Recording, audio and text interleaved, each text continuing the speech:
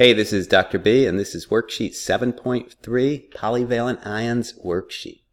Let's have a look at polyvalent ions as they exist in ionic compounds, practice drawing them and naming them.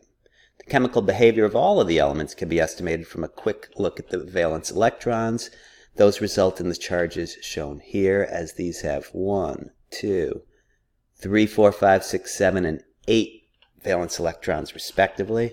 And when we take a deeper look at this region here, perhaps it's not surprising that they gave a charge here, because look, they can form multiple charges. Why is that? For the first few shells, the valence electrons are a nice indicator of their chemical behavior. But once you go 4 shells and beyond, this can fail when you start to accumulate the d electrons. They're very close in energy to some of the s and p electrons, and they allow these elements to form ions with different charges for the same element. For example, iron can be +2 or +3, and the metals that assume more than one charge, we use the term polyvalent, multiple valences. Have a good look at the observed ions below, and you'll see that there's quite a few of them, particularly in the D block. Group 1 and Group 2 never vary, and so we do not need to specify their charge. To keep things straight, all ionic compounds except those two are named using Roman numerals to specify the charge on the metal.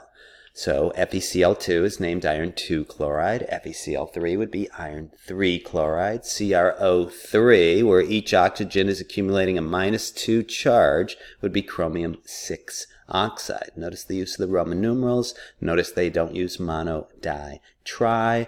Notice that they would not say sodium 1 chloride, even though it is an ionic compound. It simply is that the charge on sodium is always +1, so we don't have to worry about it. Make sure these 5 make sense, and we'll pick up from there. Sodium chloride, NaCl. Calcium chloride, Group 2, no need for Roman numerals, plus and minus, but since calcium is +2 and chloride is -1, we need 2 of those to offset the charge. Iron bromide, you would need more information because it could be iron 2 bromide, it could be iron 3 bromide. This one, we know exactly what it is, iron 2 bromide, FeBr2. This does not mean necessarily that you will always have 2 of the other thing. It depends on the charge. Because take a look at this. Titanium 4 oxide is not TiO4. Students make that mistake sometimes. Each oxygen forms a -2 oxide, so you've accumulated -4 in charge. That means Ti is +4 as specified. Ammonium sulfide would be NH42S. That 4 should be a subscript.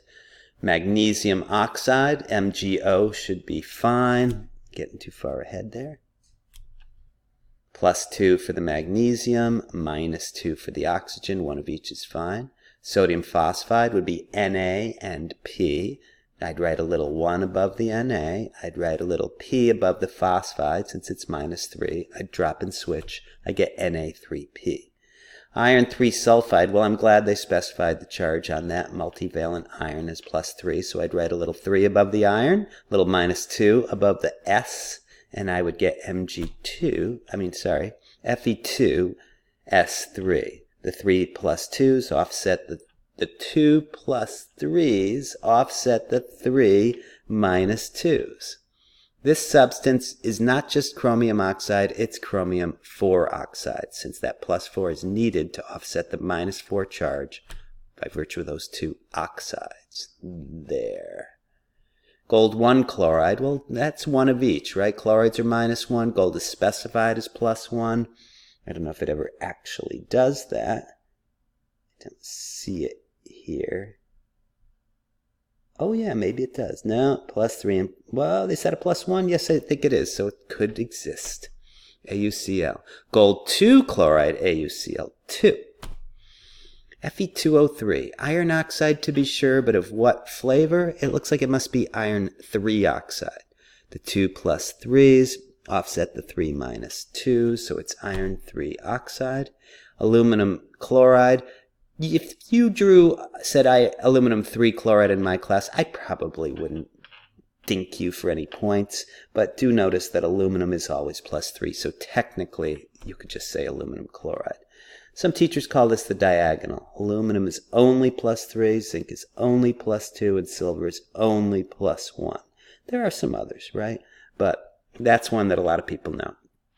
I wouldn't care if you use the Roman numeral or not.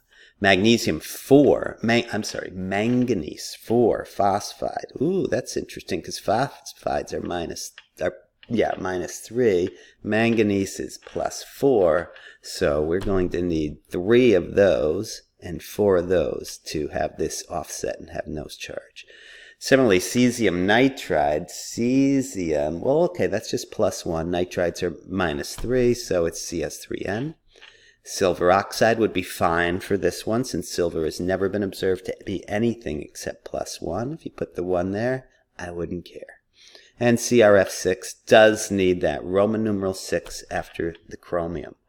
This is an introduction to naming and drawing polyvalent ionic compounds.